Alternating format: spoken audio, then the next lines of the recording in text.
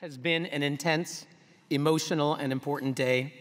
We heard harrowing testimony from courageous people from around the world who have suffered horrific abuses, including imprisonment, physical, psychological, and emotional torture. It's very depressing. It's hard to have hope. But I want to tell you a story. 5 years ago, a student named Nina from Geneva's École Internationale was here at this podium, and she said, "The empty chair on this panel is dedicated to Russian human rights activist Anastasia Shevchenko, a single mother under house arrest.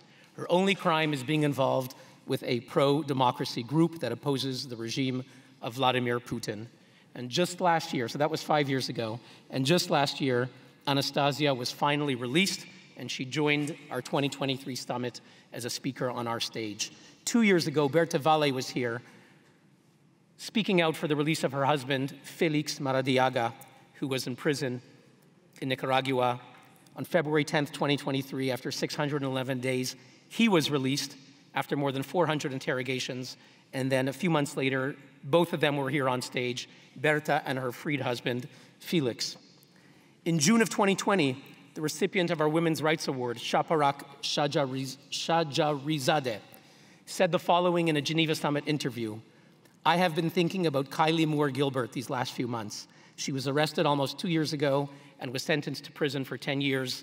Authorities say she's being kept in Evin Prison, which is notorious for having high security and subjecting prisoners to solitary confinement. Nobody has seen Kylie for at least a year and a half. Kylie, Nargis Mohammadi, Atene Daimi, they're not free to express themselves. That's why when I got out of Iran," said Shaparak, "I decided to be their voice, because in prison you have no voice and the authorities can do anything to you." On November 25th, 2020, Kylie was released and she joined us on stage today. All of these cases give us hope. Our speakers today, by their example, by their actions, give us hope. They're fighting. They refuse to give up. They are extraordinary people who choose not to remain silent. They're an example for all of us. I'd like to invite on the stage all of our speakers. If you could please come on stage, all of our speakers. All of our speakers, all of our moderators, please come up on stage. It is our responsibility.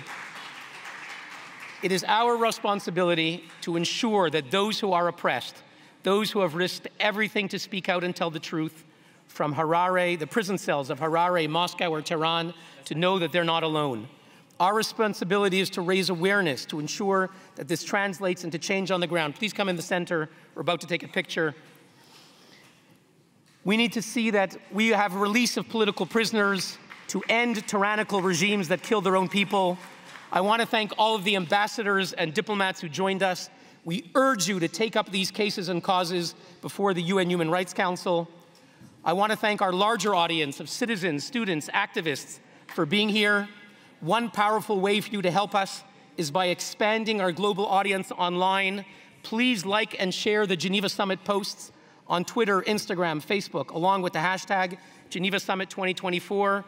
Watch and share the videos on our Geneva Summit pages. Follow our courageous speakers. It's vital to share their stories. I want to thank our superb moderators, dedicated interpreters, photographers, videographers, and logistique. Finally, on behalf of all the 25 human rights groups that sponsor the Geneva Summit, I express our profound appreciation and gratitude to the entire incredible Geneva Summit team of staff and volunteers for your superb work and dedication over many months. You gave your all over long days and late nights with meticulous preparations, creativity, devotion to our speakers to organize yet another magnificent and meaningful Geneva Summit. I thank all of you in this room and online for helping to make the 16th Annual Geneva Summit for Human Rights and Democracy a major success. I look forward to seeing you next year at the 2025 Geneva Summit. Of all the situations we've heard about, let us each do our part so that we next year will have progress to report. As Kylie said, the protesters in Iran, like those in China, Russia, and other countries we heard about today, they risked their lives for the values that we proclaim here in Europe and the West. We cannot be indifferent. In the words of Nobel Peace Prize laureate Elie Wiesel, quote, "We must take sides. Neutrality helps the oppressor, never the victim. Silence encourages the tormentor, never the tormented." Thank you.